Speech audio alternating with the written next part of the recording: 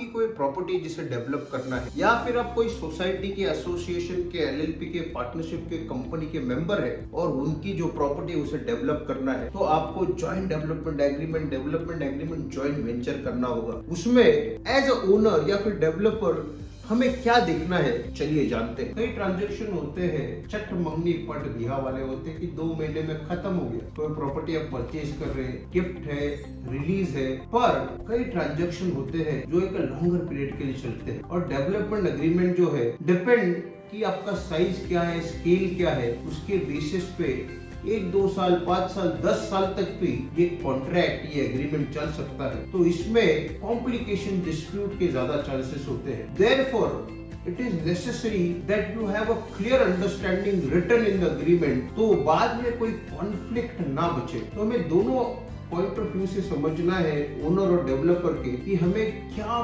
Points, क्या essentials, क्या ingredients में ध्यान रख के उसको अच्छी तरह से ड्राफ्ट करके डेवलपमेंट एग्रीमेंट में इफेक्टिवली उसको प्रेजेंट करना जरूरी है। तो ओनर की बात करें तो सबसे पहली बात कंसिडरेशन। एक तो कंसिडरेशन आपको मिल सकता है कि आपको कितने यूनिट मिल रहे हैं, कितना कंस्ट्रक्टेड एरिया मिल रहा है, या फिर आपको रेवेन्यू में कितना शेयरिंग मिल रहा है। तो you have to have a clear clause कि आपको क्या कंसिडरेशन मिल रहा है। सेकेंडली पोजीशन, अगर आपको यूनिट मिल रहे हैं उसका पोजीशन आपको कब तक मिलेगा, या फिर आपका रेवेन्यू शेयरिंग है तो वो कितने टाइम में मिलेगा, और अगर ना मिला तो उसका रिपोर्केशन, कॉन्सिक्वेंसेस क्या होंगे, क्या कोई पेनल्टी लगेगी, क्या टर्मिनेशन हो सकता है। तो इसकी क्लियर अंडरस्टैंडिंग होना और वो डेवलपमेंट एग्रीमेंट में मेंशन होना बहुत जरूरी है। Third important aspect, right to terminate. कई बार स्टार्ट में तो सब अच्छा होता है और कुछ भी कॉम्प्लिकेशंस हो गए तो डिले हो जाता है। साथ ही साथ बहुत सारी चीजें उसमें इन्वॉल्व हो जाती है। कोई कॉन्ट्रैक्टर है, किसी पार्टीज को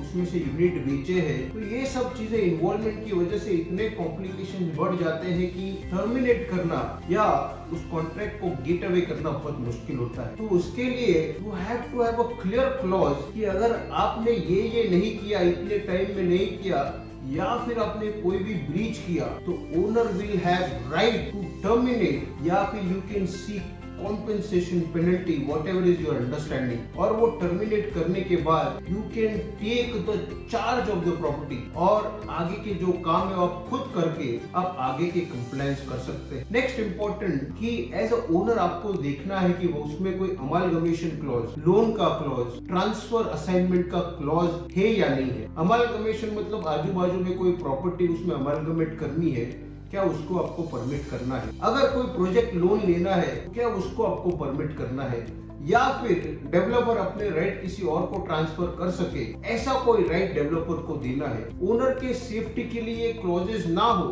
अमालगमेशन के राइट्स ना हो, लोन के राइट्स ना हो, असाइनमेंट के राइट्स ना हो, तो ज्यादा बेटर है। पर अगर डेवलपर को ये क्लॉजेस चाहिए और आपकी अंडरस्टैंडिंग है कि ऐसे क्लॉजेस होने चाहिए, तो उसमें भी स्ट्रॉन्ग क्लॉजेस होने चाहिए जिससे डेवलपर कोई मिसचीफ ना करे। इसके साथ डेवलपमेंट एग्रीमेंट के रिलेटेड जो खर्चे हैं, उसकी टैक्स लायबिलिटी है, जीएसटी है, स्टैम्प ड्यूटी है, रजिस्ट्रेशन फी है, ये कौन बेयर करेगा, इसके रिलेटेड क्लियर अंडरस्टैंडिंग होना बहुत जरूरी है। क्योंकि आजकल टैक्स का जो एंगल है, जीएसटी का जो एंगल है, it is very large, very huge.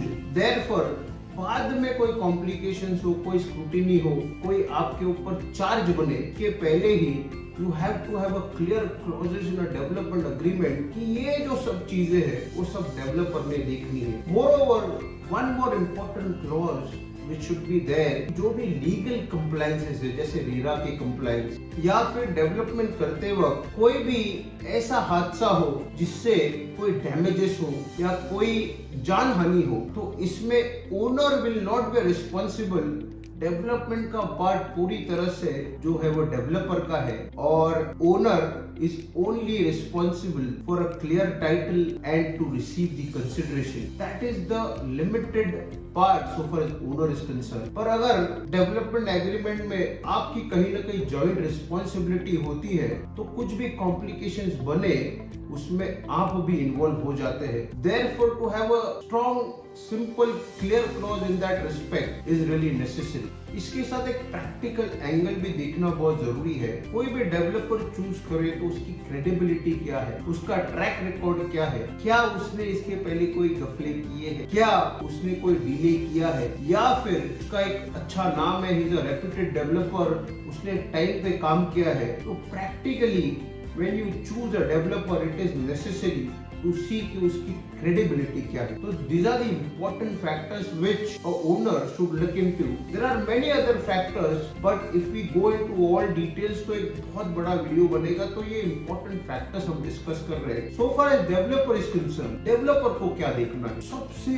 important बात है टाइटल क्लियर होना जरूरी, और टाइटल क्लियर करने की जो जवाबदारी है, जो रिस्पॉन्सिबिलिटी है, it should be your owner. मतलब टाइटल के रिलेटेड कोई भी इशू बने या पोजीशन के रिलेटेड कोई भी इशू बने, कोई भी क्लेम हो, तो इसको क्लियर करने की पूरी जवाबदारी it should be your owner. और उसकी वजह से कोई लॉस हो तो ओनर ने डेवलपर को इंडेमनिफाई करना है, वाइस वर्सा। मतलब अगर डेवलपर कुछ ऐसा करे उसकी वजह से ओनर को लॉस हो, तो डेवलपर ने ओनर को इंडेमनिफाई करना है। तो you have to have a indemnity clause in two ways, where is जिसकी वजह से जिसको लॉस हो वो उसको इंडेमनिफाई करे। From a developer point of view, और एक इम्पोर्टेंट एस्पेक्ट है कि आपको पूरा कंट्रोल आपके पास रखना है। मतलब ओनर से आपने पावर ऑफ अटॉर्नी ले ली, फिर हर जगह पे ओनर की साइन, ओनर का इंटरफेरेंस ना हो, पूरा कंट्रोल क्या करना, कैसे करना, किस तरह एग्जीक्यूट करना, ये डेवलपर के पास होगा